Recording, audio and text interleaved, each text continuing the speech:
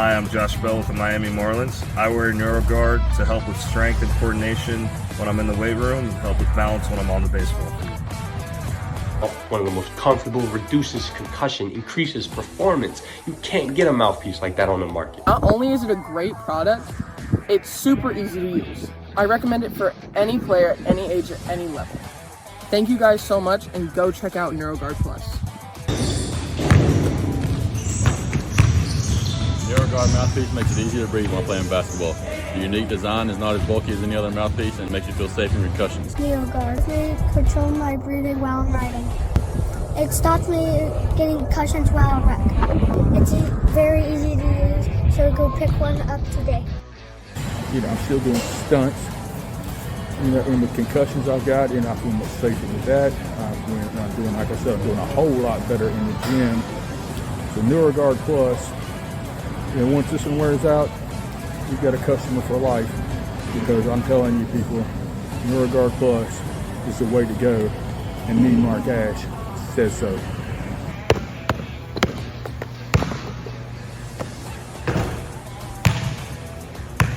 Parents, kids, coaches, NeuroGuard. It's the future. Stay tuned.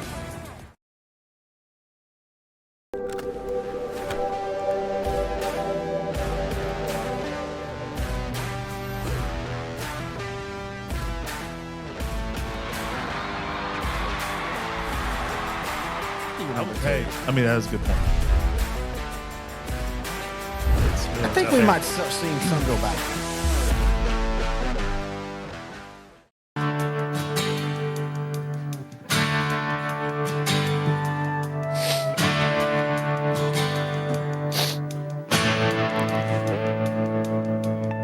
Lights are bright on Friday night, fall in small Texas town. People train like moths to flame, It's time to talk region championships. Wait, I'm sorry. Quarterfinals. Hello, everybody. Terry Vinogrant Goodwin here. Sideline to sideline. Right here on L4 Media, brought to you by NeuroGuard Plus. Why don't we just call them region finals? Well, hang on. What? Sorry, go. Why don't we just call them region finals? 100%. I was saying this, for people that don't know, and if you listen to this show or watch this show, but for people that don't know, you get a trophy for every round you win. But the region championship, that's pretty special. In fact, at one time, that's where it all stopped. You played your region, you won your championship. So just call it the region championship. Back in the 70s, early 80s, yeah. I mean, it really was, right?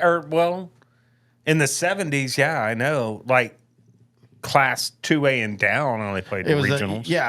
And Class B and all that. But just call it the region championship. I'm just saying, UIL. We get what the quarterfinal. Well, I'm just gonna start a petition. I'll bring them to the games we're at this week. Honey Grove, Joaquin. Yep. I'll bring them there if you want to find me. Yep. At the Star and sign it, and then Friday night in. Where are we going Friday night? Cedar Park. Cedar Park. That's right. Gupton. Very for, underrated Franklin. place, by the way. Yeah, it's all right. I don't know why it doesn't get more. I know it's not as fancy, because you got the one at Round Rock. Yeah, that's true. That's true. But yeah, and then find us at Cedar Park at Franklin, Columbus, and sign the petition there, and then we'll have it called the region finals for too long. I mean, think about it. We call everything else is by district. It's called Project 2025. Well, so wait. Yeah, we want to. That's on a different. In 2025, we want the regions. No, I don't want a project. I don't understand why that's such a big deal. All right, we'll call it Project 2026 then. All right. By the way, if you realizing, wait a minute, I didn't hear a 4A, 3A, or 2A after Sideline to Sideline, or you're saying there's only one show, that's because, there's only one show. We're putting it all together in one show tonight. And speaking on that, next week, we're going to go live. Ooh, I'm not ready for live. Yeah, you got to, buddy. I got to blow my nose. 6 p.m. Yeah. It's a process when Greg gets here. Dude, there's so many things I have to do that you have to edit out. Yeah. I can't do live. But anyway, we're going to try it. How am I going to empty the pickle jar? Because you don't let me go to the bathroom. We're still going to take breaks. Yeah, but you make me take breaks in the pickle jar. That is true, though, that the live, you're going to have to be on time. Being said, the pickle jar is empty. They're void of pickles, so I don't pee in a jar of pickles. You're already, since it's one show, you just went straight to third show Grant, didn't you? I kind of had to catch up. It was a rough time getting here. You didn't get here. The studio was, traffic was all around. I guess all of our fans are trying to come and see us. But anyway, it's one show tonight. Next week, it's one show, and it's live. Right now, the idea is to start at 6 p.m. Central. We'll post it in plenty of time. In fact, I'll probably post it tomorrow that we're doing it live. You can, it might be 6:15, but we will be there for the show, and we're going to do the semifinal show live in one show. So are we going to take questions? Yeah, we'll take, if people like last night, every Monday night, intern Noe the Pro and I do Outdrank the coverage, and we take questions and things like that. There'll be, whether it's on YouTube or Facebook, you'll be able to ask us questions and we can see it and we'll answer those. So it's going to be fun. We've never done a sideline live show outside of the state championship watch parties I did last year. And we've done a couple of sideline after darks. I'm talking about in the new era. Oh, okay. Yeah, the after dark. We're bringing those back this offseason. And hey, Grant, will you explain that UFO you saw over shallow water Texas? Actually, the management has very much enthusiastically okayed us having some off-season S2S after darks where we do basically. All right, we're going to go out to Guadalupe Peak. And we're going to do a show from there. I don't know how we're going to run cords all the way down the mountain. We're going to figure it out. Wireless. Yeah, sure, that works. Oh, hey, I've never heard of a wireless technology. But if we do these it's shows, all the new rave. If we do these shows, these phones, somebody's calling you, by the way. If I just called 911. If we do the live show like that, I want to be Art Bell. Okay. Now I want to be like and all the way Art Bell, like how Art Bell. You'll be Art Bell, and I'll be what's the one that took over? Oh well, man, what's the reporter for. Yeah, he's not as enthusiastic about it. You can kind of tell he's like, yeah, I don't believe these people. But you know how Art Bell passed away, right? Some kind of overdose. Yeah, everybody thought he dropped dead of a heart attack. So he was like 70 something because he was up on the roof working on his antennas. Turned out he OD'd on Vicodin. Yeah, okay. And you get OD. I want to be Art Bell. As I was saying, working on antennas. That's weird. All right, let's get into it. We're going to start at the top, and we're going to work our way down tonight. Again, this is all one show for the quarterfinals. Yes, would you let me get there? I didn't know if he was here or not. I was hoping he wasn't, but no, we can't help that. I try to get rid of him, and he keeps coming back. But speaking of, here is Coach X. Now, if you don't know, Coach X is a real coach. Again, for a lot of these people, loosely. Well, this year he's not been a coach. Yeah, that's true. Here we go. He's a landman now. That is probably his next thing, wouldn't it be? Right. He's always chasing the trends. He got into now. He's going to go pitch the chain out in West Texas in the Permian Basin. Got to find those corner got to find those corners of those deeds, brother. All right, here we go. Coach X says, "Hey, playoff tree. One question." Parentheses, De Niro voice, parentheses. You talking to me? You talking to me? De Niro over. Like, for real, I can't understand you. I'm assuming you're talking to me, but I only understand like every third word you say. And since we're on YouTube now, can we get Taylor to put up subtitles on the YouTube now? That's weird. Strucker. But I am just going to say that you're talking to me, so I will go back to Bobby voice. I don't see anybody else here. You must be talking to me. And you insulted me a little bit. Why did he say it twice?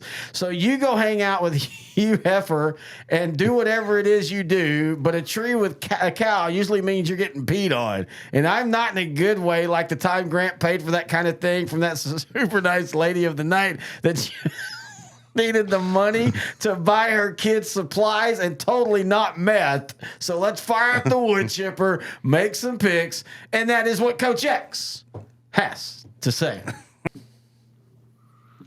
Well, all right. I'm done with this guy. What do you mean? I'm done arguing with him. Okay. Terry, I want to ask you, are you going to the L4 Media Christmas party? Oh, yeah, I'm very excited. Yeah, I'm very excited. What are you going to wear?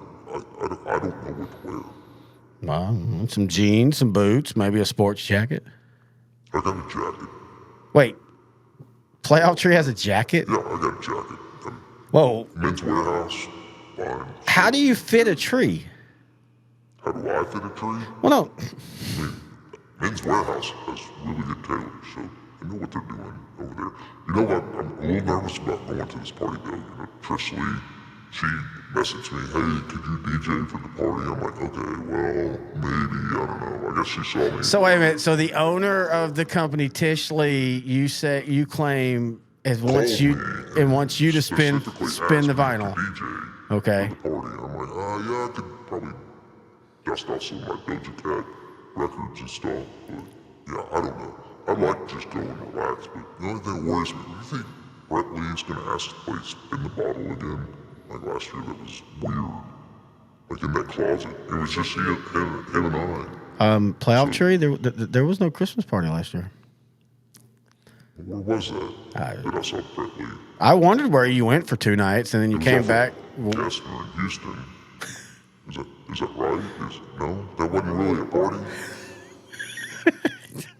Let's talk football. Can we talk football? Everybody always talks to me and says, I bet this is fun to do this show. And I'm like, well, with the personalities around here, it can be interesting. But let's start. And we're going to start in 4A. And I guess you just want to go ahead and start in Region 1, sir? Yeah, let's do it. Kenyon West Plains versus Stephenville. West Plains comes into this game 10-3. Stephenville comes in at a lofty 12-1. This is Friday over in Midland at 7 o'clock, I believe. Yes.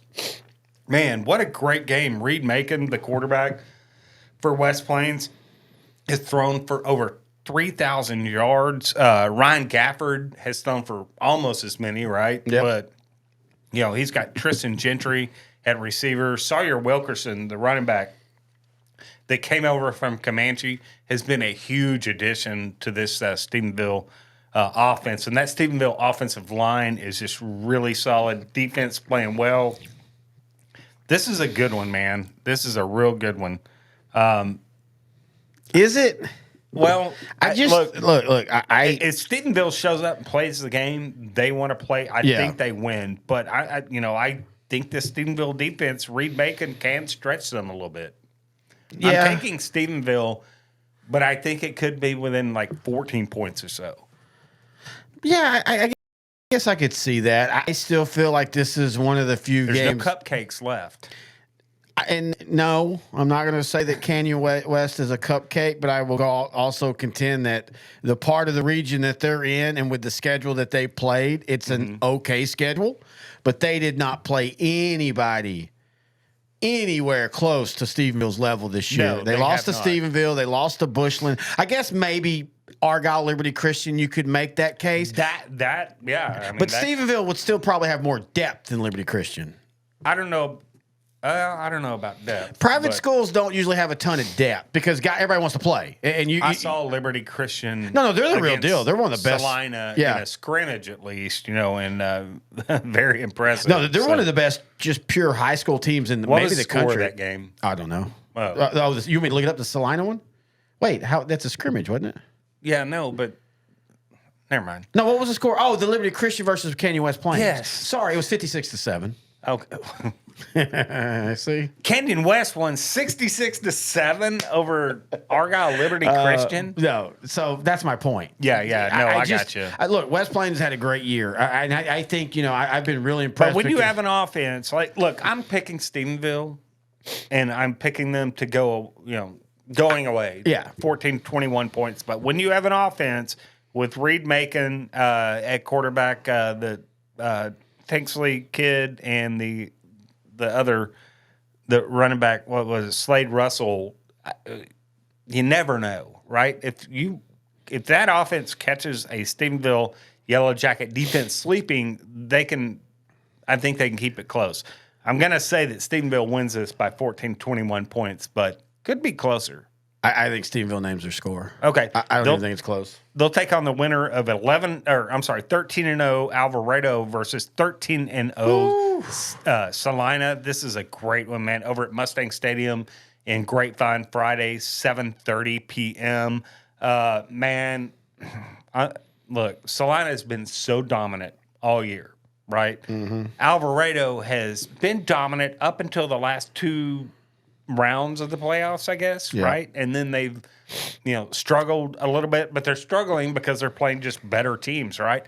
I think it's safe to say that Alvarado, through the pre-district and district just did not have the toughest of schedules. Oh, right? no, not at all. Not at all. After the last 2 to 3 weeks in the playoffs, they proved themselves that even against really good teams, they can win these ball games. They might not dominate, but they win. DeMarcus Belton, running back, has been money. He was money the first half against underrated. Panther Creek, and then he got a little dinged up right before halftime and just wasn't the same after that. Cardia Collier at quarterback. Panther Creek did a great job against him running the football, but he still got, made his hay through the air. But Cardia Collier, against any defenses falling asleep, will tuck it and run on you. Yep. And this Alvarado offense creates problems against some good defenses. Carday, by the way, was just nominated as the Texas football Mr. Football. They're trying to make that name work, and for the 4A, and he deserves it. So you're right. Alvarado, the last 2 weeks, played the toughest two teams on their schedule all year, and they've won. But I also want to remind you that the two teams that they just beat got beat by Salina by a total of 73-13. Yeah. And a lot of that is Salina's defense, but offensively, Bo Bentley at quarterback, and their two running backs, Logan Gutierrez and Harrison Williams, unstoppable. Yeah. Now, Aubrey did some things against them last week. They scored 49 points, and those were a lot of valid points. This wasn't they were up 63-0, and then Aubrey just started scoring. So that was maybe Salina's first, okay, that was interesting. But you also have to remember, Aubrey was a really good team that had played Salina before. That matters. When you play a team the second time, usually if you're a good team, you get better. Even if you don't beat them, you play better. And you got to remember, we're 13 weeks into the season. Yes. So a lot of guys are banged up. Not hurt, but not 100%. Right, but not 100%. And they're fighting through a lot of things. Yeah, and saying all that, I love what Alvarado's done this year, but I don't think Salina gets. I don't think Alvarado can get within 14 points of Salina. I think 42-28. I think it could be a 42-30 type, 35 at most. If Alvarado's clicking offensively, I think they can keep up, but boy, they cannot take any possessions off.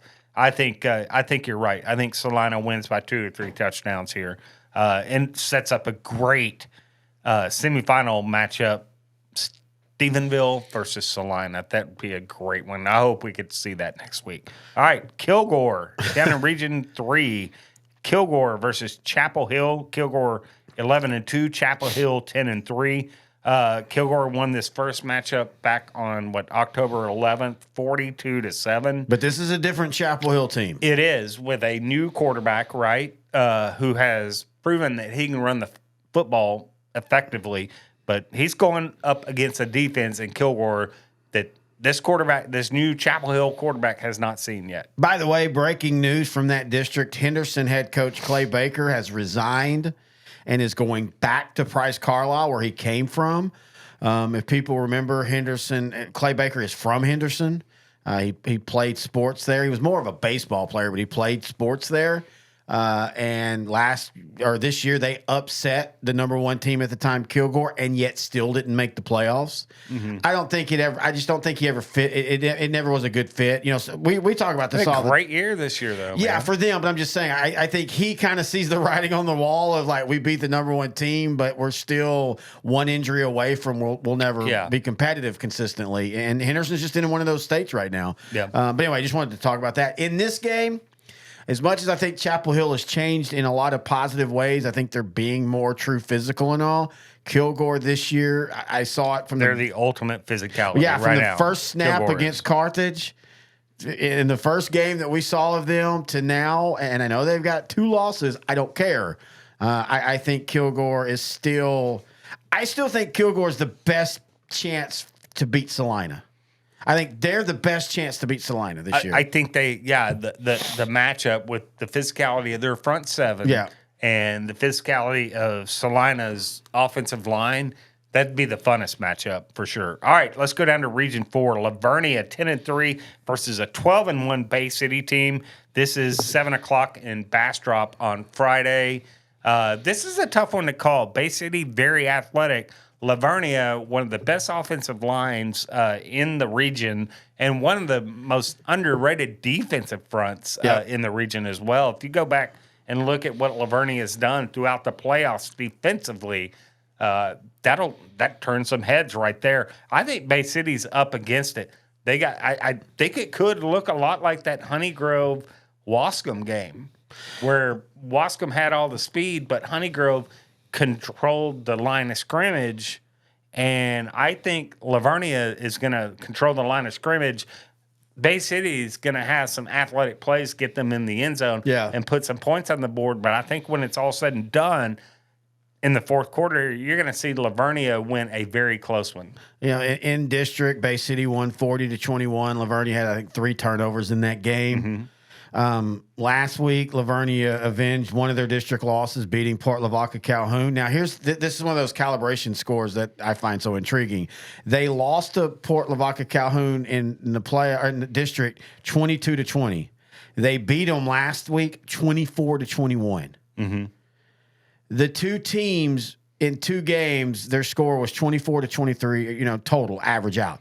That's amazing. So if they don't turn the ball over, I agree with you, but I don't know if they can. It's hard to play a perfect game. Well, I don't know if they're 28 points better now. And that's what they've got to be to beat Bay City. But again, Bay City has had at times they get real inconsistent, but they haven't this year after that one loss to Edna. I think Bay City wins, but I do think this is every year there's a region that you're just like, wow, we didn't see really any of those 2 teams. Right. And usually that region final is one of the better region finals. I think this is a great one, but I think Bay City wins. You're going with Bay City. I'm going with Lavernia in the slight upset. And what a great game. Either one of those would be against a Kilgore or Chapel Hill. All right, you want to keep going or you want to take a break? Let's keep going. All right. 4A Division 2, man. The rematch, Brock versus Graham. Graham just wiped the field with Brock earlier in the year at a game we were at a few weeks ago, actually. This is being played Friday over at Charlton's Memorial Stadium, 7 o'clock. Do you think Brock can make up all those points? This defense for Graham only allows 6.5 points a game on average. Yeah, but I'm going to say this. Glen Rose and Springtown exposed the one thing about Graham is if you buy your quarterback time, if your protection is solid, if you game plan and get him open, Graham's secondary can be thrown on and can be thrown on a lot. Brock has, ever since Coach Billy Mathis has been there, they've been more of a throw it team than they ever were.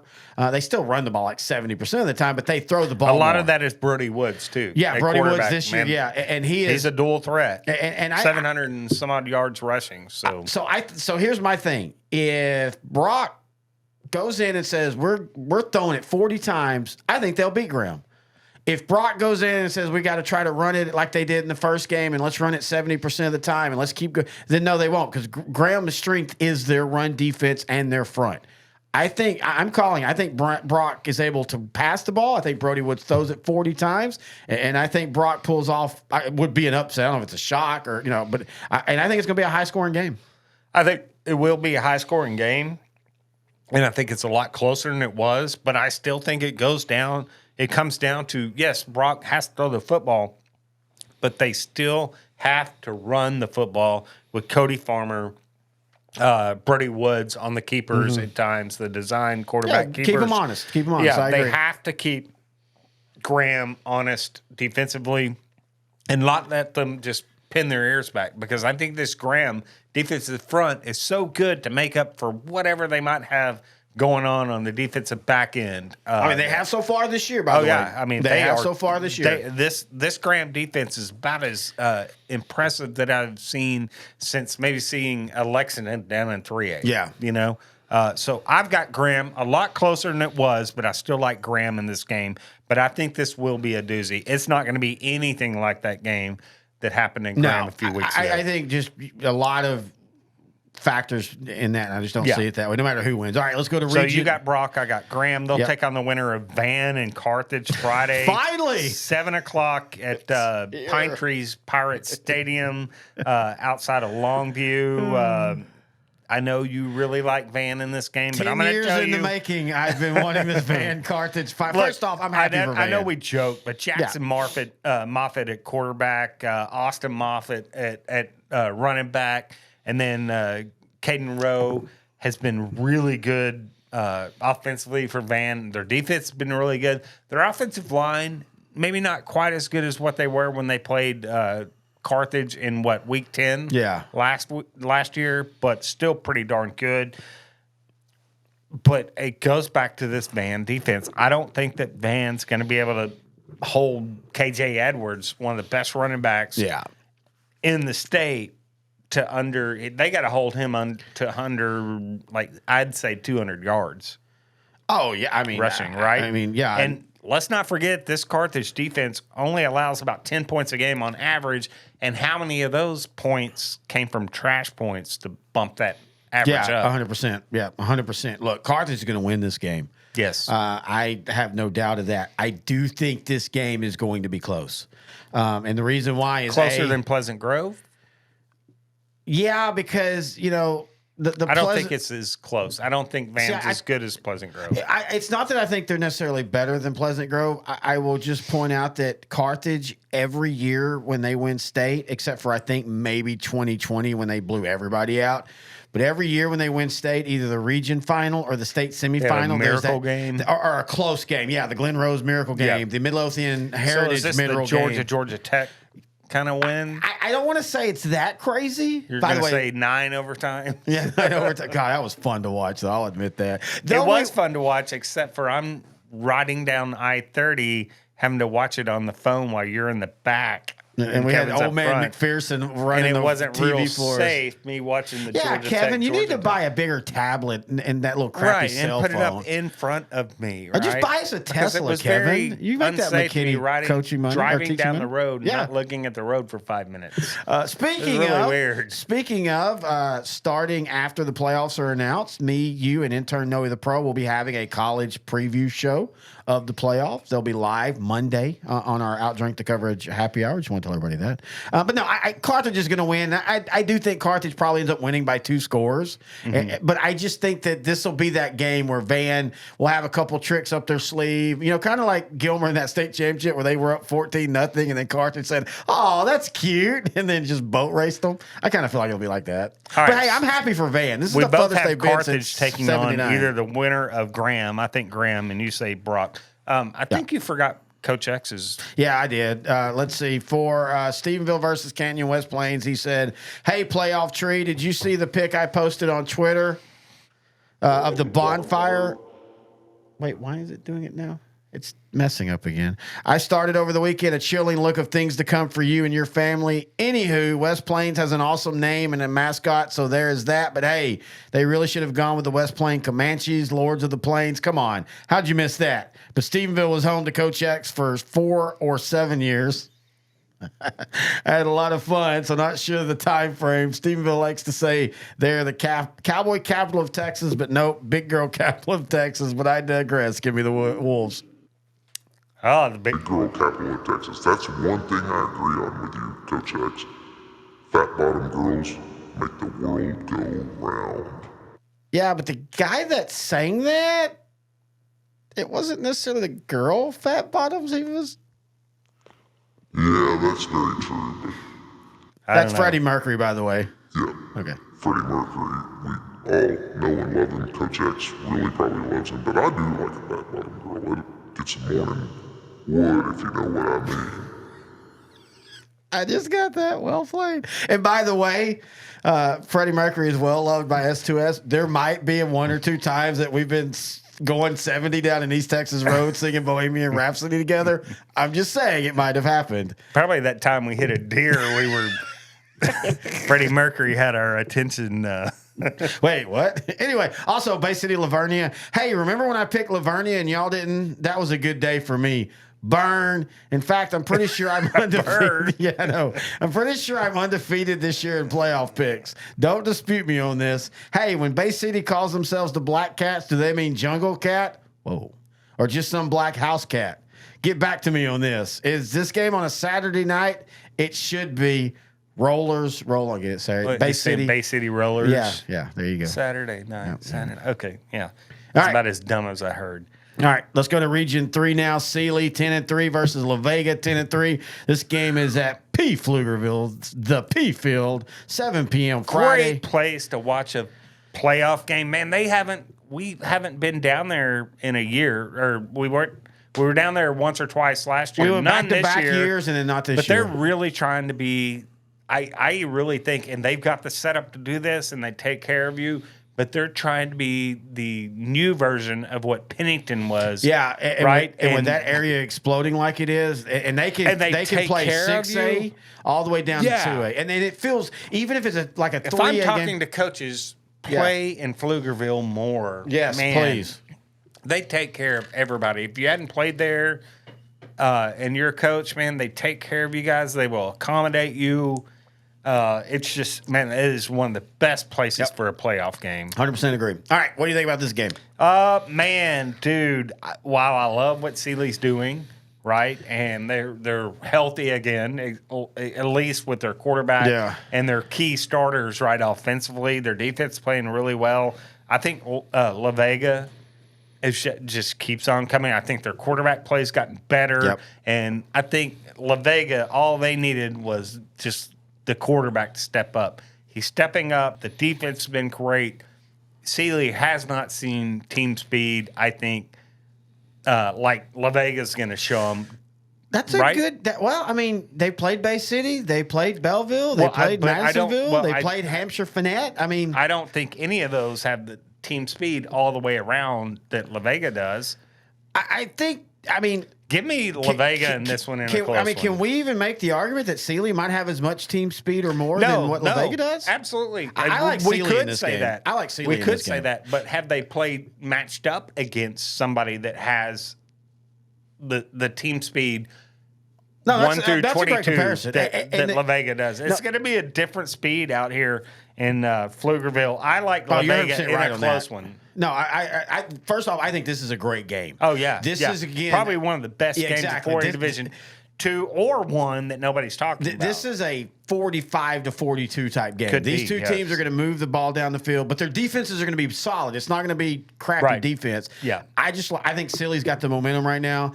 That Hampshire Finette win just really impressed me.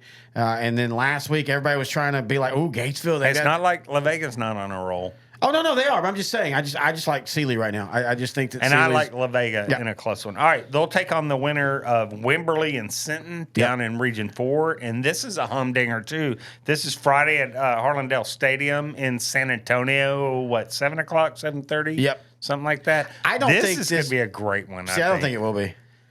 Okay? I know what you're going to say. What? Sinton blows the doors off of Wimberley. Not blows the doors off. I think they win comfortably. I think it's a 35-21 type with game. Cody Stover.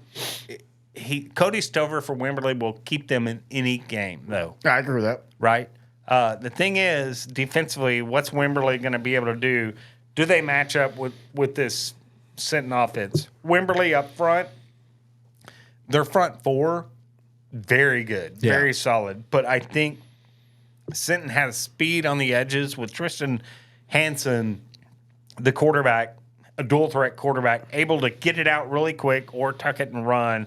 And he's got, Derek Garcia, running back, Jacoby Jones at receiver. There's so many weapons on this Sinton offense, but this is going to be a doozy. I don't think this is a cakewalk. Well, no, I don't think it either. I think Sinton ends up winning by a couple scores, but again, they get there through it being a back and forth game, and then sitting in the fourth quarter, that kind of things. 1 to 2 turnovers mucks this thing all up. It's not going to be one of those turnovers, penalties. This kind of game right here. I'm going to pick Sinton 2. You take Sinton. I think Sinton in a close one. This is one of the most uneasiest games I've had picking. Right. Like, either team coughs the ball up once or twice. It changes the whole dynamic. Right. Yep, exactly. I'm taking Sinton. but I could very well see it being Wimberley and La Vega or Sealy in the semifinals. No, I totally agree. All right, that is 4A. We're going to take a break, and when we come back, we're going to do it all again for 3A, Division 1 and Division 2, right here on Sideline to Sideline, the quarterfinals edition. Okay, we go to the bathroom. Wow.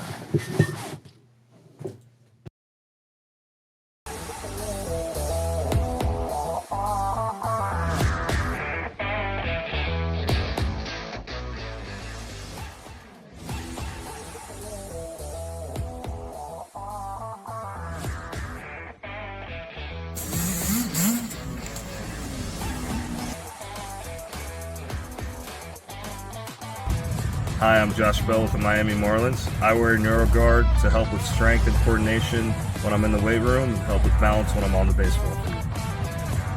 One of the most comfortable, reduces concussion, increases performance. You can't get a mouthpiece like that on the market. Not only is it a great product, it's super easy to use. I recommend it for any player, any age, at any level. Thank you guys so much, and go check out NeuroGuard Plus. NeuroGuard mouthpiece makes it easier to breathe while playing basketball. The unique design is not as bulky as any other mouthpiece and makes you feel safe in concussions. NeuroGuard. They control my breathing while I'm riding. It stops me getting concussions while I wreck. It's very easy to use, so go pick one up today. I'm still doing stunts. And with concussions I've got, I feel much safer with that. I'm doing, like I said, I'm doing a whole lot better in the gym. So NeuroGuard Plus, once this one wears out, you've got a customer for life, because I'm telling you people, NeuroGuard Plus is the way to go, and me, Mark Ash, says so.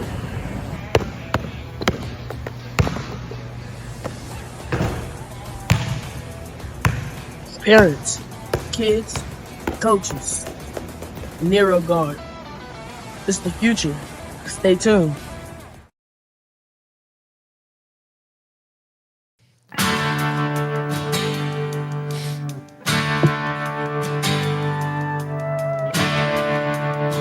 All right, Terry Bennett, Grant Goodwin back here, Sideline to Sideline, the quarterfinal show. I want to go back and read Coach X's two Division 2 picks. My fault, Coach X. He had a comment on Graham versus Brock.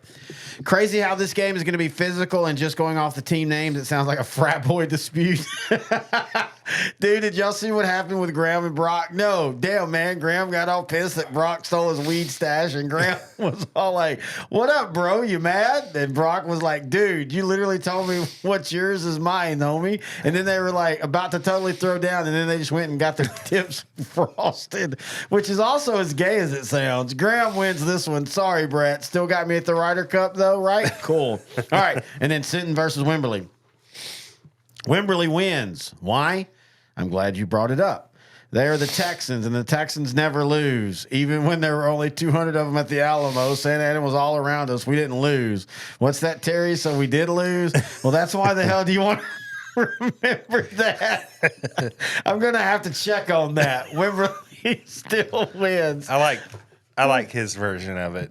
No, I think that's how the Texas history books basically taught it when I was growing up. Oh, no. So for those that don't know. You and I went to San Jacinto where we caught them sleeping, and we really won. Wait, oh, yeah. A few bullets in the brain pans. Oh, they were sleeping in the swamp. I love how it's changed over San Jacinto. All the things are like, look, what we did might have been really, really mean, but hear us out. We were mad about the Alamo. I know, but I mean, back then Hamas was doing it. Why couldn't we, right? Hamas? Weren't they around? Yeah, in the 1830s. You need to catch up with your geopolitical stuff and be more informed like I'm me. a little worried about you. You're talking Project 25 earlier. Now you're talking about geopolitical. And again, Project 2025, we need to sign a petition to get the UIL to call this round the region championships or region finals starting in 2025. So why wouldn't we call this Project 2025? We approve this message. All right, let's go to Class 3A Division 1, brought to you by I'm Lazy Grant Dog G. Goodwin, Kettle Corn. and I approve that that message. Brought to you by Lazy Dog Kettle Corn, as you can see on the screen. Let's go with a game that you and I were talking. So for those that don't know, Grant gets here in the studio, and we have a little kind of, let's just talk football for about an hour or so. And we kind of at the same point was like, hey, this Shallow Water Paradise game, nobody's talking about because you've got Liberty Aloe and Malakoff. And Outside of Columbus and Region Franklin. 1. Yeah, outside of Region 1. Everybody in Region 1 is thinking this is a great matchup. But I'm saying for the state, everybody's focused on Liberty Aloe and Malakoff and Columbus and Franklin. And yet you and I are like, dude, this Shallow Water Paradise game might end up being the best game of the weekend in 3A. I actually thought about going to this game instead of the Columbus Franklin game, but can't miss that one, right? But if I could clone myself, it would be Shallow Water, 11-2? Yep. And Paradise, who is also 11-2 at Shotwell. Great place to watch a game. The wind can get a little crazy there from time to time. And I think it's supposed to get kind of that way this weekend. Yeah. Which neither of these teams mind. They're happy to run it. No, man. This is in their bell cow. Man, Paradise's defense allowing just under 11 points a game. Paradise showing up in the playoffs. We didn't talk about them a lot during the regular season, but you look at their schedule, and it wasn't, just anything that you would really talk about, but you go and look, and it's been very impressive. Well, and let's be fair. This is a team that a lot of people thought last year. Austin Iglesias gone, right? Well, not only him. I mean, this is a team that only returned 8 total starters. But the speed on defense. Yes, but everybody felt like, hey, this is going to be a year they take a step back. And it started off the year where it looked like they might. They were 1-2, but they lost to Gainesville. I mean, not Gainesville. They beat Gainesville. They lost to Godley 17-9, and they lost to Eagle Mountain 20-13. But after that, they have morphed into a state championship. Well, I mean, even in those losses, they were good. But since then, their defense, I mean, we're talking about 6 points, 7 points, 7 points, 7 points, 14, 16, 14, shutout, 17 against Bushland. And I think just as impressive, holding Jim Ned to 7 points last week. Right. And just stand after stand after stand. When you go and look, I don't know if you went back and watched that Paradise Jim Ned game. Yes, that's what I'm saying. They had so many stands and so many third downs where they just dominated. Yeah, up front, and they're knifing through. They're getting penetration. I went back and watched the first 3 quarters, and just look at the Paradise kids, though. They look a lot like Refugio. Oh, that's a really good comparison. Dude, they've been in the weight room. Big body, big bottom boy. Yeah, I mean, their trunks, dude. They just look like, I mean, and if somebody says the weight room's not important, then go look at Refugio, go look at Paradise, and that's when you tell when state championships or deep playoff runs are made not during the season, but they are made during the off season. And Paradise is a clear-cut example of that. Now they're taking on a Shallow Water defense is really darn good. Well, too. It's crazy how these two teams mirror each other. Both of their losses were to 4A teams. Yeah. Both of their 2 losses were competitive. For Shallow Water, they lost to Seminole 14-10. They lost to Greenwood 35-24. Since then, they've at times defensively give up points, but it's like, I don't know. I mean, they gave up 27 to Canadian. They gave up 20 to Idolo. Those are 2 really good 3A teams. In fact, one of them still playing. But since then, they beat Bushland 21-20. Paradise beat Bushland 21-17. That shows you how close these 2 teams are. Right. I think the winner of this game gets to 20 and no more. I think this is a 20-17, 20-10, 20-13, maybe even a 20-19 type of game. I'm going on feel. I think it's going to be Paradise. You think it's going to be Paradise? Yes. I think it's going to be Shallow Water because I think Cooper Martin at quarterback for Shallow Water is such a playmaker. Rylan Brown running back, and then Brody Rowan at receiver. I think they've got the marquee names on the offense, right? Offense side of the ball. I don't think Paradise has anybody that completely shows out 100% on offense. Yeah. I don't think either team does. Well, I think Cooper Martin does for Shallow Water. You mean Cooper Manning? Or Manning. What did I say? Cooper Martin. Oh, okay.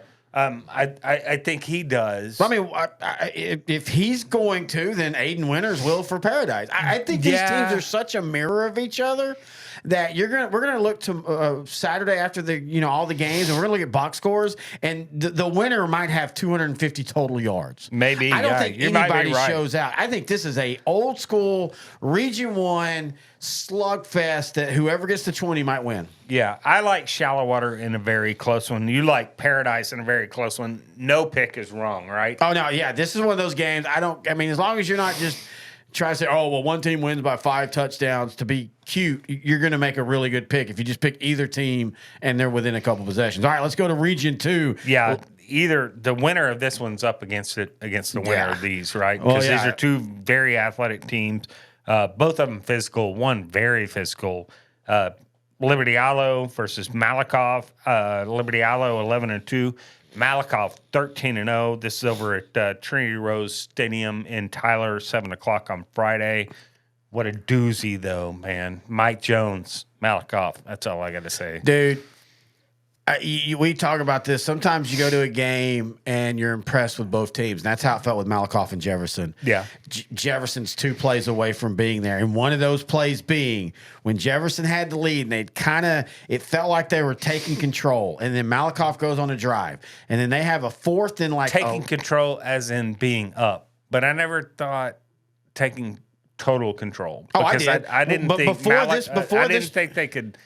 Jefferson was going to be able to consistently stop Malakoff. But I'm talking about in the game. There's a point where Jefferson is up. They could have been up 2 touchdowns. Malakoff goes on a run or on a drive, and they have a really nice drive, and it's 4th and 11. And it felt like if Jefferson makes the stop here, because at this point Malakoff wasn't stopping Jefferson, but Mike Jones takes off. I think it was 4th and 11, and breaks 3-4 tackles. What Mike Jones always does, and gets the first down. And then even though he threw a pick 6 later, and that was a really ugly pick 6. That was But terrible. It wasn't his fault. It felt like there was miscommunication between him and the linebacker, or him and the wide receiver. But to me, that Mike Jones conversion is what saved the Malakoff's bacon. I think if he doesn't convert that, I think Jefferson... Any close games, Mike Jones is going to come through. Exactly. That's the thing. Exactly. But that's the thing. You better be up on Malakoff by 3 touchdowns going late into the 4th quarter. Now... with Liberty Isle, I don't know what to think. Like Prevost, man, he's awesome, dude. Yeah, but you tell me that first half that they played against Winsboro, then I think Liberty Isle has a chance. But then they play that second half against Winsboro, and it reminds me why Malakoff, I think, might mainly still the be 4th quarter. I think LE was dominating through 3 quarters. Yeah, but Winsboro made it a legitimate game. They did in the 4th quarter. Yeah. Is that Liberty Isle just kind of resting on their haunches, or? All right, I think it shows me why you got to remember that Malakoff's probably still 3 touchdowns better than Liberty Isle. I think at least 2. Yeah. Right? No, I think Malakoff wins this comfortably. I think they do too. And they'll set up a great game against Shallow Water or Paradise. All right, let's go to, does Coach X have anything on these? Oh, let me see. I forgot. Hang on. See, I love you, Coach X. No, he doesn't start till Franklin and Columbus. Okay. So the aforementioned Columbus and Franklin, Region 3. Now, this says TBD on this thing because I pulled it late. They No, are this is playing. over at Cup- Yeah, they're Gupton. Cedar Park Gumpton on Friday. All right, let me go ahead and says what he has to say. Franklin versus Columbus. Coach X says, Jeremy, he's talking about Jeremy Hargrove, one of our listeners who's from Columbus. I'm really sorry, man, but I'm rolling with the Lions. But hey, Grant. Yes. Why don't you give us some insight about how Columbus isn't physical and they're going to get trashed in the trenches? Maybe that was like 8 years ago. Maybe if Playoff Tree says it, then the entire town won't want to burn you at the stake. Lions still win, though. Okay, one time I never said they. It wasn't like 8 years ago. It was physical. 2 years ago. Yeah, you did. No, it was 8. No, and I didn't. So Well, yeah, that's you where did. you're I was- both wrong. Fact check it right now while I'm talking. Oh, you can't? Okay, sorry. You can't back it up. Okay, let me talk to my I said former they boss. weren't and see- as physical. By the way, everything you said wasn't wrong at the time. I mean, there's a whole reason Franklin why. still won. I'm not saying. Well, no, you were knocking Columbus. You're saying they weren't physical enough. I know, but Franklin still won that game because they were more physical. I mean, that was the issue. Why has Columbus gotten more physical since then? Because they realized, hey, we need to get more physical. Columbus is very physical Franklin is very physical. It's going to be whose defensive line, right? Yeah. Look, Columbus is beat up. Yeah, but they've been beat up long enough to where they've got talented youngers. And this is actually going to help them going forward, by the way. If you think this is the last year for Columbus because they graduate a lot, I mean, their offensive line right now is basically 3 sophomores and 2 freshmen. Oh, yeah. Because of injuries. And they're playing well. Oh, yeah, they're playing really well. But, that offensive line, and then you throw in Adam Schobel at quarterback, right? He was Grayson also Rigdon nominated as a running back. football. He didn't play last week. Or Concussion, yeah. Supposedly concussion. Yeah. I would think he's back this week. I think John Schobel, linebacker for Columbus, is going to be the key to this game. And we've been saying that every round of the playoffs because we were very impressed with him. Now more than ever. Yeah. This week, now more than ever, John Schobel has to show up against this Franklin offense and Jaden Jackson, because Jaden Jackson is a machine. Can bully you. He is a machine. Yeah, and good luck trying to get this guy down physically for 4 quarters. It's hard to do. Yep. And I like Franklin in this because of that offensive line and Jaden Jackson. They might turn the ball over a few times because that's what that offense. Okay, wait. No, I'm sorry.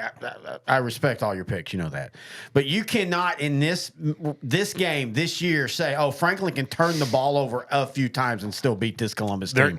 They can't turn the ball over at all. If they turn the ball over once, they lose. You're right. Barring more than 2 turnovers, I don't think they can get to 3. But I think Franklin, with their running game, their physicality, and Columbus is physical. Mm-hmm. I think Jaden Jackson for 4 quarters is hard to just continually just show up against, and just for 4 quarters try to bring down. That wears you down. Columbus is a little beat up. Give me Franklin to win this ball game in a very close one. You still like Columbus? Oh yeah, I think this could end up kind of getting away from Franklin. I don't trust Franklin's defense. Franklin's defense has given up points all year long. I think this is a different game than what you're thinking, though, man. I mean, I don't disagree. Look, Franklin's offense is going to make hay. Jaden Jackson is a special player. But I just feel like I put it to you this way. I said this while we were watching Jefferson and Malakoff. Malakoff, the defending state champ. I turned to you and said, when I look at this game, I still see Columbus is better than these 2 teams. Yeah, they are. And I think Malakoff is better than Franklin. And I think Columbus is just better than Franklin. That's all. This isn't. I think Franklin Malakoff might be a push right now. I'm telling you, dude. I think Franklin wins this one. When's the last time Columbus has beaten Malakoff or Franklin? Franklin. I don't even remember. I mean, never. Okay, and I say never. I don't really either. know. I mean, the last few years. And by the way, you bring be up a good one. I want to make sure you. Oh no, I do too. I think this is going to be a great game. But you bring up the point because last year in this game, it was it last year or 2 years ago? What was it? 2 years ago. It felt like Columbus had they're the hotter team. I think the last 2 years, a lot of. I think that it was a lot of the pundits. It was 2022. It was 2022. That heck, 1 year, I even might have picked Columbus. Well, they've only played 1 time in the playoffs in this run. Last year Columbus got beat by Lorena. Remember? 2 years ago, it's when Franklin needed a field goal to beat Columbus. 24-21. That's the one I thought that Franklin was going to win. Right? You mean? And lose. they did. Oh, you thought they were going to win? Okay, yeah. But that's when everybody got mad at me for saying. Oh yeah, that's the no, because we were in San Antonio. Yep. For Cal Allen and Bernie. Yep, that was a fun game. But yeah, look, I know the Franklin fans are mad with me because they feel like I'm knocking them because I'm not picking them. I'm not, dude. Like this is almost a state championship final and the region final. I just think this year Columbus is a better team. That's all. I think it's close early. It might be all the way around. But I think at the end of the day, the fact that Franklin is not going to be diversified on offense, all Columbus has to worry about is the running game. That's their identity, though. Yeah, but guess what? Columbus defense is pretty damn good this year. Yeah, it is. That if John Schobel plays a big game, I think they can beat Franklin. Yeah. If he has a big game. If he is just average in this game, then Franklin wins this ball game. And I think Franklin wins this ball game. All right, let's now go to Region 4. And this is another one I think people are forgetting because of the Region 2 and Region 3 matchups. But Llano 12-1 versus Edna 13-0. This game, 7 p.m. Friday at San Antonio's Hero Stadium. And that's the same stadium where we saw them 2 years ago, isn't it? I think so, Yeah. yeah. But they were in different games. Llano played the first game, and then Edna played the second game. And then Edna beat them the next week. Yeah, Edna beat them the next week. I think this is going to be a really underrated game. Yeah, I do too, man. Look, you look at Edna, their defense gives up just over 10 points a game. Llano, they have a really good defense that gives up under 14 points a game.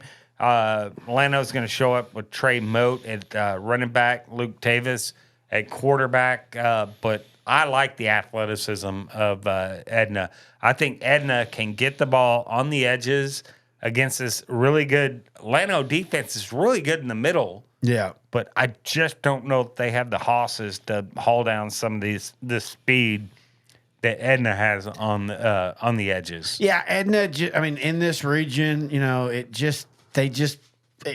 they're different, for this region. Right. And I know last year Franklin beat them pretty bad in the state semifinal, but that was to be fair, Columbus or Franklin will be the prohibitive favorite against either one of these teams. Yes. But in this game, I like Llano to maybe score more points than other teams had against Edna, but I still, like 2 years ago, I think it was like 41-20. I kind of feel like it's about to be that same way. I don't think Llano's caught up to Edna yet, if that makes sense. Yeah, I don't think they have either. All right.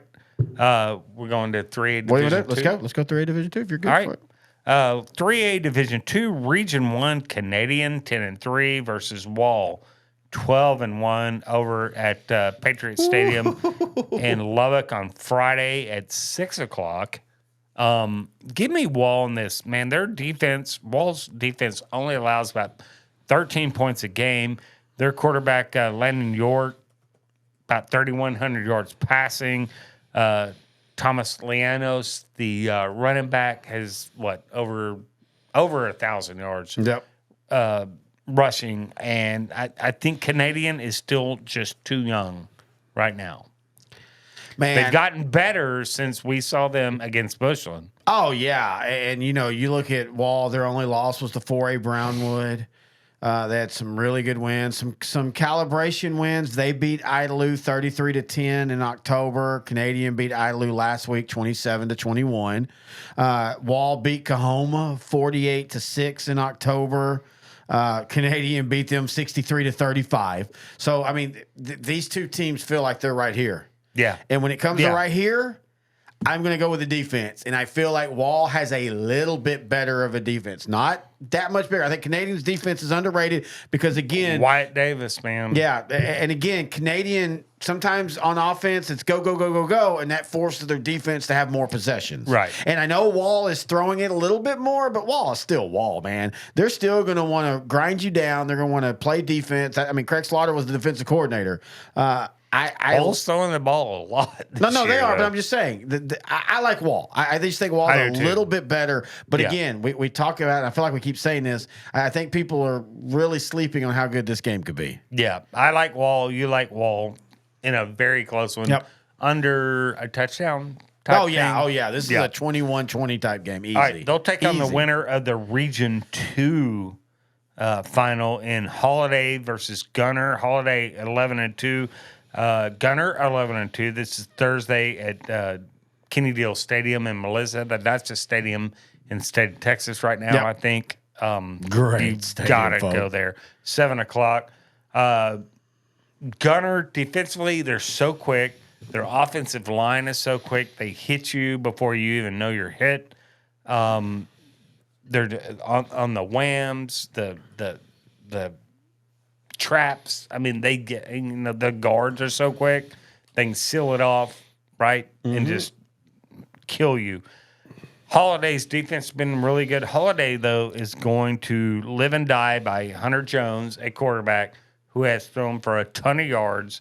They're receiving Ashton Berry has over 1,200 yards Yeah. receiving, I think. Well, I Something think like he's at that. like 1,400 now. But Holiday is going to have to be able to mix it up to keep this Gunner defense on their heels. But this Gunner defense is so quick, they can make up there's no mismatch that Holiday is going to be able to take advantage of in this game. For me, the way Holiday has to win this game is they've got to be aggressive. Yeah, They've got and to, they're going to have to mix it up though. I Have don't to throw the ball down the field. I don't know if they. I'll go back to the kind of what we're talking about with Brock Graham. I don't know with this game if you're Holiday, and again we don't know how this game plays out. But just I don't know if you're mixing it up much. I think it's gas. It's go. Keep Gunter having to worry about the pass rush. Force them to. I think Gunner's quick enough and good enough on the back end to shut that down though. I mean, this is the thing with Gunner. We don't know. Like, this is the most unknown team of Gunter. Well, I've seen them, though it was a scrimmage, but I see how quick this defense is. No. But what I'm saying the makeup is, speed. I'm just talking about their schedule. They've either played teams that are so much bigger and more depth and better than Two them. of them, Anna and Salina. Okay, you can't really judge anything from those games. But then they haven't played anybody else that's in the realm of Gunner, so you can't really judge them on those games. Right. Like, there's no game across the schedule. Maybe City View. You know, we talked about City View, but let's also remember that, here's a great calibration game. They beat City View last week 45-14. Holiday beat City View in district 41-14. Mm-hmm. That's the only game that you can look at Gunner and say, okay, they played a team within their ballpark, so let's see how they do. That's what's so confusing. This is the most confusing This is Gunner a close game, but do you think Gunner blinks? I don't know if it's in blank. a showdown. I just think I'm going to say it again, if Holiday stays aggressive, if Holiday pushes it on offense, they push the tempo, they go downfield, I think Holiday can hit enough big plays to pull off what would be a big shock. And I think for Holiday to get those big plays, they got to mix it up. That's fine. Do. I mean, again. Because, again, this Gunner defense is so quick, man. Yes, they are, but we don't. The biggest thing is, and again, this isn't Gunner's fault. Teams don't want to play them. They haven't played a passing offense like Holiday anywhere on their schedule. I'm just telling you. I've seen Gunner and I've seen Holiday. I've seen Gunner in person. I've seen Holiday twice. Mm-hmm. I'm just saying the quickness of Gunner. It's a lot to overcome. No, I again, I 100% I've got agree. Gunner in a close one, and they'll take on the winner of Wall. And you like Holiday. Holiday. Okay. That'd be a good one, though, man. I mean, I can see it. All right, Region 3, Woodville, solid defense against a 8-5. We hate you, Dangerfield, but we love you as well. I know. 8-5 I can't quit Dangerfield, dude. I cannot quit Dangerfield. First off, growing up in East Texas in that era, Dangerfield has a air of invincibility about them. And they still look like it once they get in the playoffs. Once they get in the playoffs. By the way, I got to do a couple reads. Sorry. Coach Yak's wall versus Canadian. I think this is a great idea. Let's put a wall up between America and Canada. Trump, get on it. I'm tired of those polite Canadians saying a boot and a. So let's get them out of the playoffs with a wall, but Canadian will probably just throw the ball over the wall. They're good at that. I'm going with the Hawks over the Cats. And then Dangerfield versus Woodville. Have we ever solved the mystery of why there's an I in Dangerfield?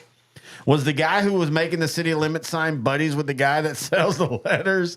I mean, you would think it would be at least a first name basis. Hey, man, I ordered too many I's. Can you help me out? No, Steve. I'm finishing up the signs for Houston, Waco, and Dangerfield, so I just need one I. Come on, Bill. Just slap another I in there somewhere. But where? How about between the A and the N? Yeah, that works. Send it my way. But what about the town? Won't they be mad? Dude, I'll just take the heat and send me the L's. Tigers win. Okay. Let's see here. Wait, somebody needing to talk? Yeah, hey, I just wanted to Hey, buddy. here, guys. Yeah. I've missed you this show. Thank you, man. I just want to say my alma mater, Woodville. Oh, yes. We got a really good defense this year, and I think a lot of people thought that we would lose to DCAB last week, right? Except for the show, we all predicted Woodville would win, actually. Yeah, we might have, but I did. But that was because you. I didn't- Okay, so I got to ask you: are you a little worried that Dangerfield has beat so many Eagles in a row now? Newton Eagles, New Diana Eagles, Harmony Eagles. Like, first off, hey, Region 3 and 3A Division 2, could y'all maybe be a little bit more diverse with your mascots? The Eagles get kind of boring.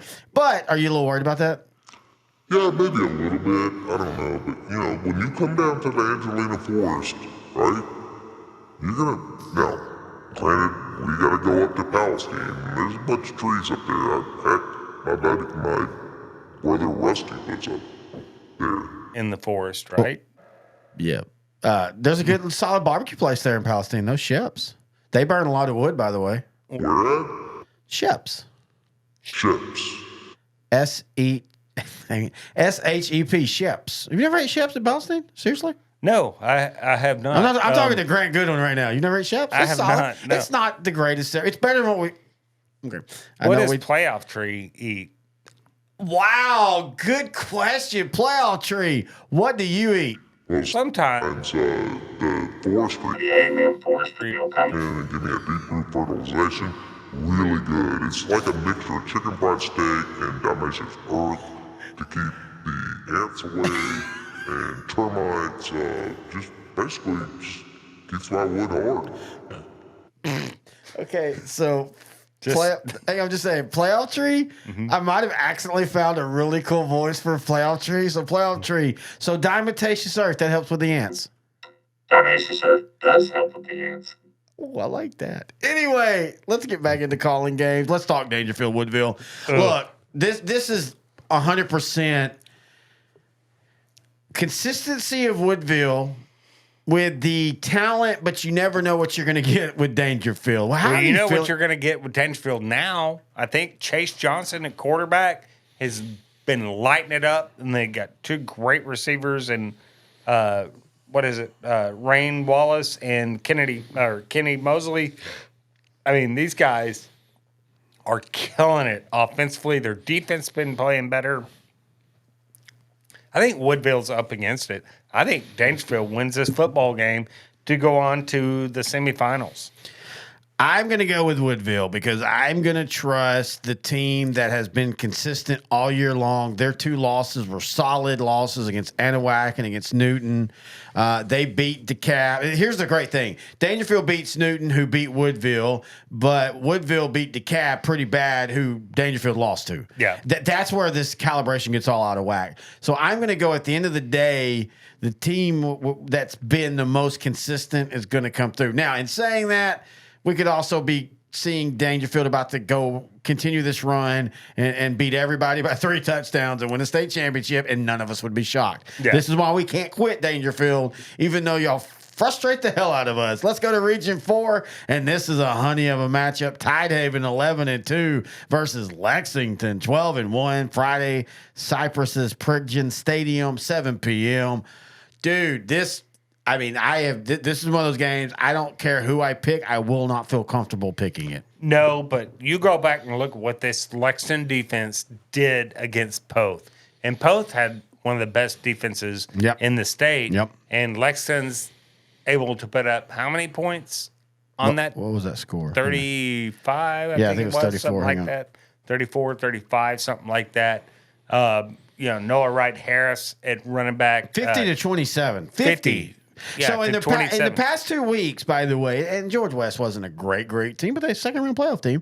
But in the past 2 weeks, Lexington has scored 126 points. Right, and they did this. Lexington put up, 50 against Poth, who we saw how good that Poth defense was against East Bernard. And then you add Lexington's Case Evans at quarterback, Noah Wright Harris, running back, Mason Bealey, and Weston Bayer at receiver. And Lexington defense is only allowing about 13 points a game. Lexington wins this ball game against Tidehaven.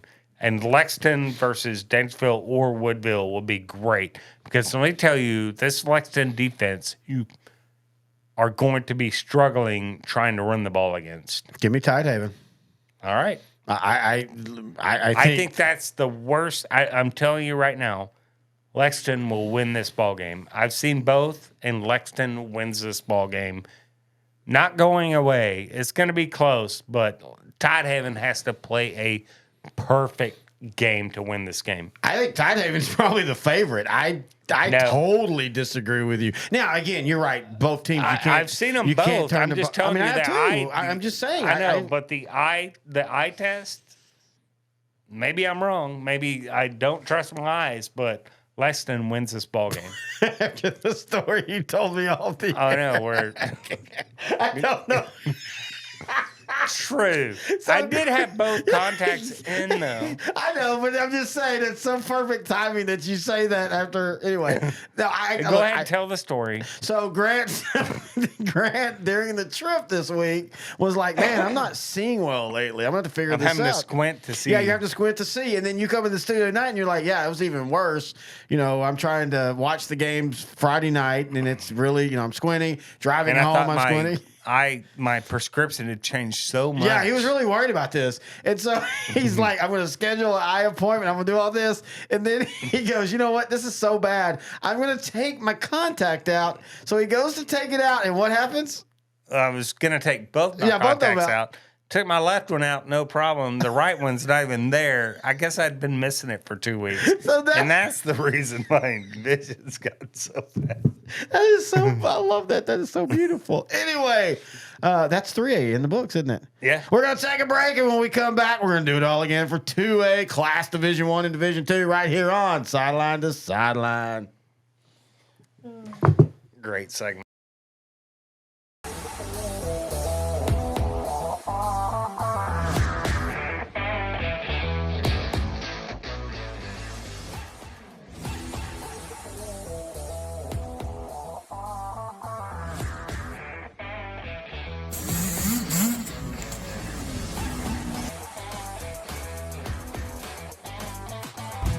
Hi, I'm Josh Bell with the Miami Marlins. I wear NeuroGuard to help with strength and coordination when I'm in the weight room and help with balance when I'm on the baseball field. One of the most comfortable, reduces concussion, increases performance. You can't get a mouthpiece like that on the market. Not only is it a great product, it's super easy to use. I recommend it for any player at any age at any level. Thank you guys so much, and go check out NeuroGuard Plus. NeuroGuard mouthpiece makes it easy to breathe while playing basketball. The unique design is not as bulky as any other mouthpiece and makes you feel safe from concussions. NeuroGuard. They control my breathing while I'm riding. It stops me getting concussions while I wreck. It's very easy to use, so go pick one up today. I'm still doing stunts. And the concussions I've got, I feel much safer with that. I'm doing, like I said, I'm doing a whole lot better in the gym. So NeuroGuard Plus, once this one wears out, you've got a customer for life, because I'm telling you people, NeuroGuard Plus is the way to go, and me, Mark Ash, says so.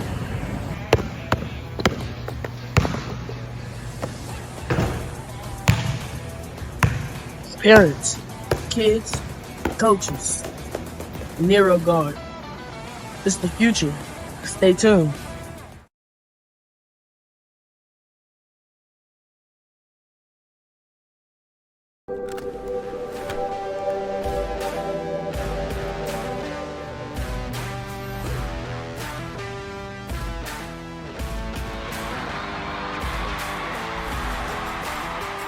Hey, that was a good point. I think we might start seeing some go back.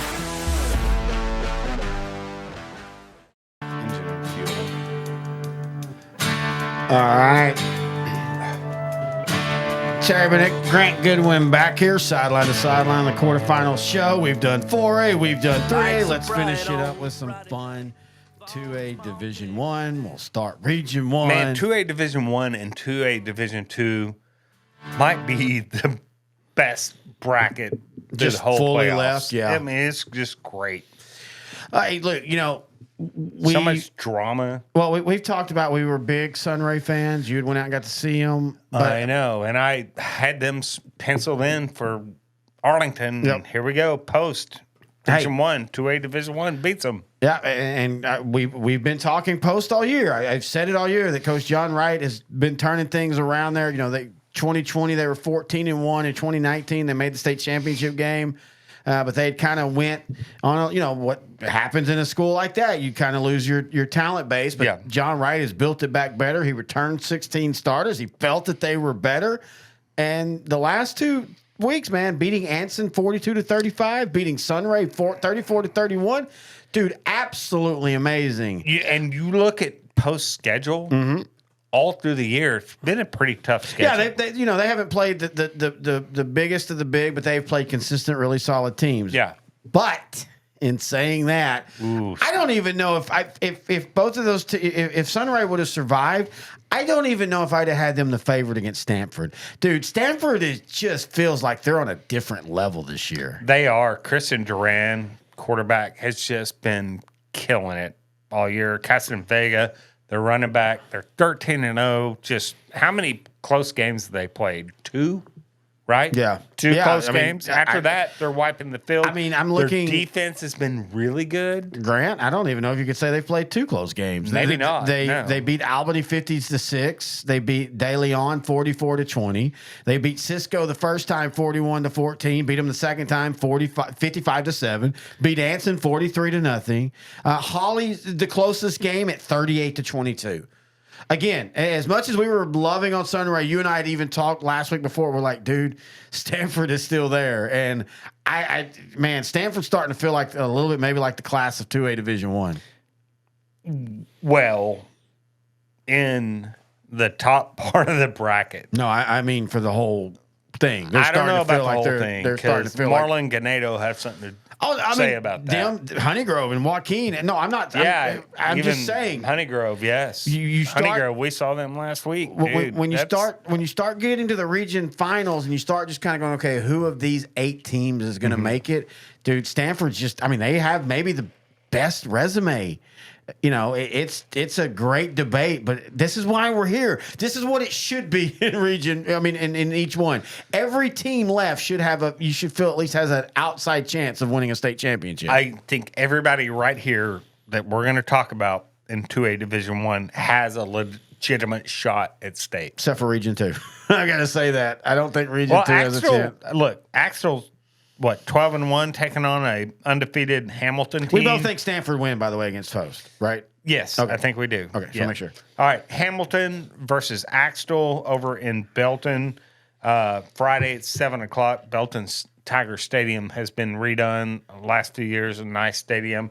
Give me Hamilton, a very close one. I think Hamilton actually beat Axtell earlier in the year. No, it was Italy that beat Axtell. Oh, was it? Yeah. Oh, okay. Italy beat, and this is why we always talk about it, like Sunray losing. Italy had a chance to be the dark horse in this region, and they lose their quarterback, and their season kind of crashed. But they beat Axtell in district play.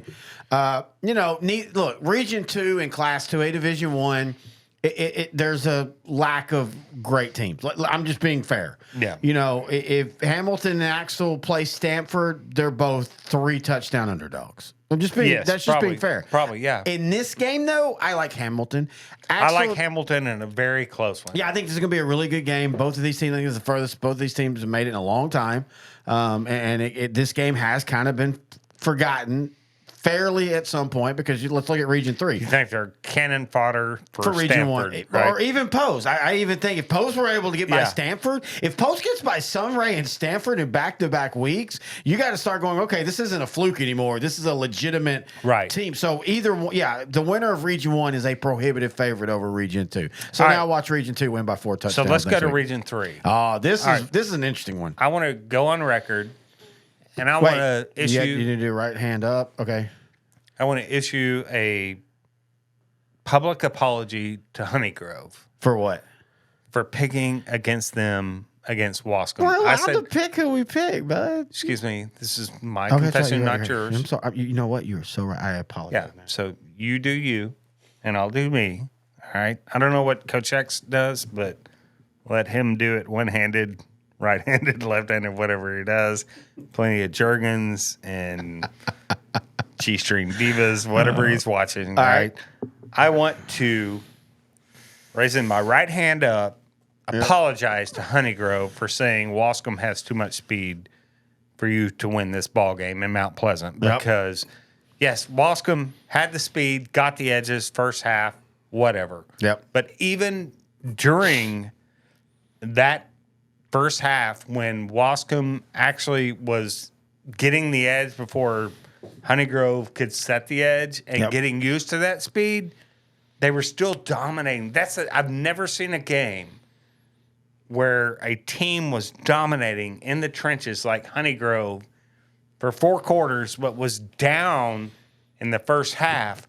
But let me tell you, now, I do want to preface what you're saying, and I agree with everything you're saying. But hang on, really good freaking football team, dude. I think part of what Wascom was doing offensively was the purposely let's let them get upfield in the middle. That's option exactly to the outside. what they were doing. So they were outrunning the rush. But the thing is that Honeygrove is so good up front, and they've got speed of their own, especially on the offensive side of the ball. Yeah. They made adjustments and turned this into. They were down by basically a touchdown at half and came out and made Wascom a non-factor. See, in their I'm run. more impressed with what they did against Wascom's defense because let's be honest. Look, Honeygrove, the quarterback issue is an issue, and if they're I didn't see many issues with Honeygrove. Well, I did. I mean, you got to be able to throw the ball, and they at least some, and they literally when you dominate. But you like keep, that. I guess I said this that I night. guess you didn't see that. Wascom's defensive line or offensive line is getting pushed back the whole time. Again, I think part of that is that's the intent of the offense. Get you upfield, option around you. That's a valid. I mean, that's how you beat offense or defenses. Okay, but did they beat them? No. I mean, but they had, 300 yards on the ground against them? Yeah, and then what did they do in the second half? When Honeygrove really dialed in, made adjustments, they didn't do anything. See, I felt like in the second half what changed the game was the offense for Honeygrove. Finally, look, I don't think Wascom could pee a drop in the second half. They had 2 big runs. That's it. I think this Honeygrove defense pushed it in on them. They did. I didn't see that as much dominating as you did on that one. I really did. I did. I guess we don't disagree much, right? No, but that's what makes it fun. This one, I saw Honeygrove dominating the whole game. And by the way, Honeygrove was a better team. I don't want anybody to think I'm not saying that. Honeygrove was the better team. I was so impressed with Honeygrove. They were way better than I thought they were going to be. No, I agree with that. I 100% agree with that. And they were way better. You're going to be hard pressed to see a team that really, I don't know. I think Honeygrove beats Joaquin in this game. Look, Rylan Morris, so much speed. Levi Beavers at running back. Mason Banker, kind of running back, linebacker. Yeah. I think they're going to be way too much for this Joaquin defense. Now, Joaquin, man, they've got 2 really good running backs. Oh, they're old school slot Hardison team, man. And what is it, Dallin Jordan? I Tate mean, both Bass. of those probably combined for almost 3,000 yards, something like that rushing. I mean, those guys are tough. Yep. But I think this Honeygrove defense and offensive line is just too much for Joaquin up front. This Honeygrove team is so good on both sides of the line. I did not. I'd actually watched them a couple of times this year. Yeah. Online, went back and found their games, and wasn't impressed as I am now against what they did against Wascom. But they play against Wascom, they can beat anybody. They play like that. They will see. I just saw in the first half they're doing a great job against Wascom, and then they try trick plays, and every trick play went against them. Mm-hmm. And I still contend, not in this game. I think Honeygrove wins this game. But you don't think they were pushing Wascom's defensive line back? And no, that's my whole point, versa? though. But that's my yeah. That side, yes. You and I disagree on what Honeygrove did defensively. I'm sorry. I totally disagree. I thought Wascom made a lot of hay against them, and that's because Wascom's good, not because in the first half they really did. And I think Joaquin will make hay against this offense, but I don't. I mean, this defense. They'll get their points. But I don't know if they can. Even though I do think in the long run, we're going to realize Honey Grove's won't win state because of they have no quarterback play. Like everything they do quarterback is just figuring it out. We literally saw like 5 guys warming up. Let's try this guy. Let's try this guy. Let's try this guy. That will eventually come to bite them. It won't in this game. It will be a high scoring game, and they're going to get a lot of yards rushing. But I think they can stop Joaquin enough.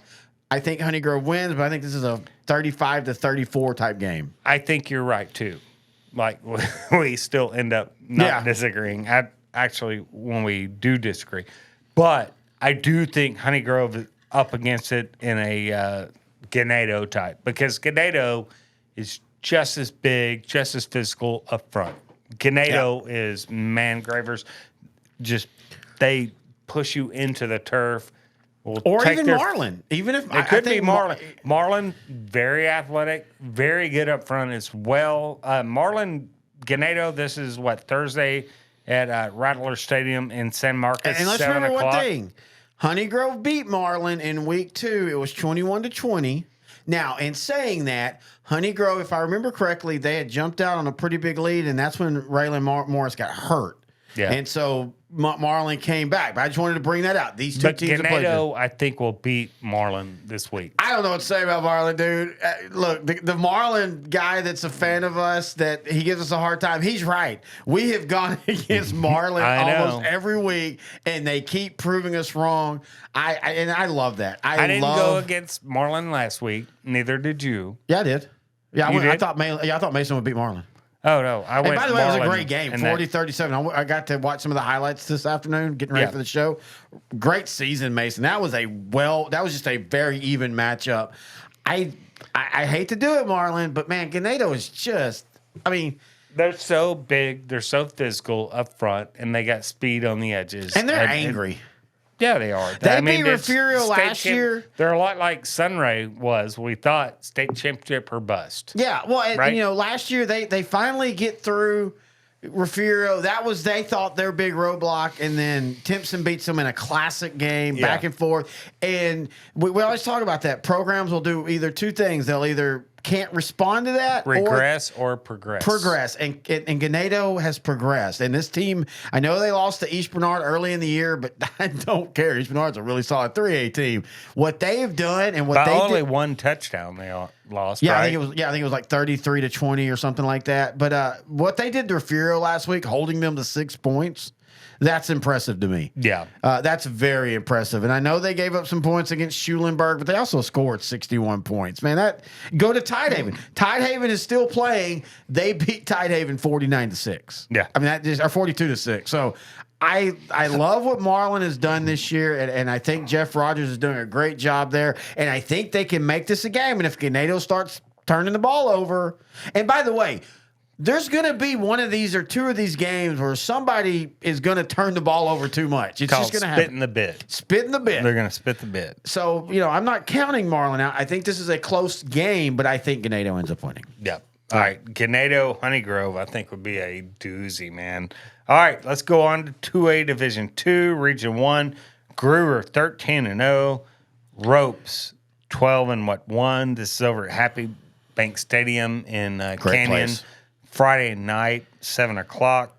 This will be a good one. I think Gruber wins this one, but it could be close. Well, this is where, and I don't know why it feels different sometimes in the lower classes. Maybe because there's usually a complete different level of where these teams are. But this one feels like two teams that are just going to trade blows. Yeah. And I like Gruber in that one. Now, this is one of those, I can't point out why. Their stats are literally the same. They both score about 44 points a game. They both give up about 13 points a game. Like almost identical. I go back to that Gruver-Stratford game, though. Yes. And the way Gruver just showed up and just left no questions unasked. Yeah. Right? Yep. And this is one of those weird matchups where these two teams out there, they don't really have a lot of the same teams that they've played. So there's, both of them played Tahoka. Okay, so Ropes beat them 35-34. Gruver beat them 49-7. Difference is Gruver beat them in the playoffs where Gruver's, 6 weeks down the road. Yeah. But at the end of the day, I'm going to go with Gruver in this one. I think the Greyhounds win. Yeah, and they'll take on the winner of the Region 2 champ, Collinsville versus Munster. Collinsville 12-1. Munster 11-2. This is over at Collins Stadium. Munson Stadium Friday at 7 o'clock in Denison. Yeah, this is a great one, man. Jackson Jenkins, the quarterback for Collinsville, has been money all year. They got Chad Davidson at receiver, who has just been lighting up over 1,030 yards receiving. And then Munster, man, Case and Carney at quarterback. A dual threat quarterback. How are you going to stop him? Well, in the first matchup in this district, and this is a big rivalry, they didn't. Munster scored 34, held Collinsville to 20, beat them 34-20. I don't think either team has improved more than each other. I think they've both done the same things that you would expect them to this point. And I kind of feel like we'll get kind of the same score, 35-20, maybe a 35-24. I just think Munster is just a little bit more of a complete team than Collinsville. But again, we go back to if Munster starts turning the ball over, which would be very not what they've done this year, but if they start turning the ball over or anything like that, if they get out of character, Collinsville can very easily win this game. This is going to be a back and forth game. I just think Munster's a little bit deeper. All right, let's go to Region 3 then. Grapeland 10-3, Bremond 11-2. This is in Madisonville, 7 o'clock on Friday. Man, Bremond's defense they've been great during the playoffs. Yep. Like the total points they've given up, they given up like 20 points to Mount Enterprise last week. After that, it was like 14 points, right? Yeah. And then they pitched shutout in the first round. And then Grapeland, man, they came in with Malik Johnson and Kiwi Burris, or Bruins, I'm sorry. So, Bruins and Johnson's going to put a lot of pressure on this Bremond Tiger defense, but I think this defense is going to I'm going to say not really shut down. Hang on, let's remember Grapeland. now, Grapeland scored 44 against Bremond in week 2 of the season. Long time ago, beat them 44-32. So, again, you have to go, I think Grapeland wins this game, but it's a lot lower scoring game. I do too. I think Grapeland's I think this is a 35-28 type game. Yeah. And again, in today's football, that's a low scoring game. I totally agree with you there. I think Grapeland wins, but I think that Bremond and it was close last week. It was our last game. It was a 13-point game. I think Grapeland's just a little bit better this week or this year. But again, it goes back to, I know we keep saying Bremond's Terrence Scott, man, he's been tearing it up lately. Yep. About 1,300 yards rushing. All right, let's go to 1,700 yards. Let's go to Shiner 10-3 versus Junction 12-1. This game Thursday at San Antonio's Hero Stadium. What a season for Junction, man. You and I were talking about that off the air. Probably didn't talk about them enough during the year. But on the season, the Eagles are 12-1. Last week, they beat Somerville 32-0. In the playoffs, they have only given up 26 against Iola. That'd been a crazy first round game. Iola, but they scored 61. They only gave up 13 to Fall City, and then last week shut out Summersville. But in saying that, man, it feels like Shiner's locked in. Yeah, Shiner's going to be in Arlington. I know everybody was, I don't know about that, but I know everybody was ready to. Might be. I think it's a very good chance. I'm not saying you're wrong. I'm just saying we'll see where we get next week. But everybody wanted to shut the door on Shiner after they started 0-3, but they lost to 3 playoff teams. One of them being Poth, who played till last week. Then it felt like they kind of clicked in, and since then that defense has just gotten better and better. And better. And I know Granger scored 23 last week, but a lot of that was trash points. I mean, that game was decided early.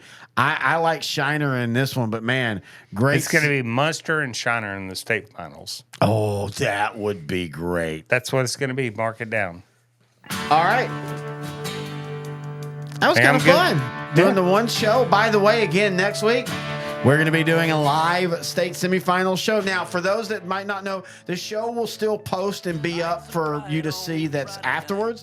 But we'd love to have people join us live and give us some, comments, some questions, some thoughts in the live chat. And it'll be posted all over, whether it's Facebook, Sideline to Sideline, whether it's Twitter at Grant and Terry, whether it's YouTube, youtube.com/@L4 Media Company. All those will be live next Tuesday. We're going to start at 6 p.m. But other than that, be safe in your games. And until then, he's Grant, I'm Terry. And this is Sideline to Sideline, the quarterfinal edition, right here on L4 Radio. Got tough, I'd rob that small town blind.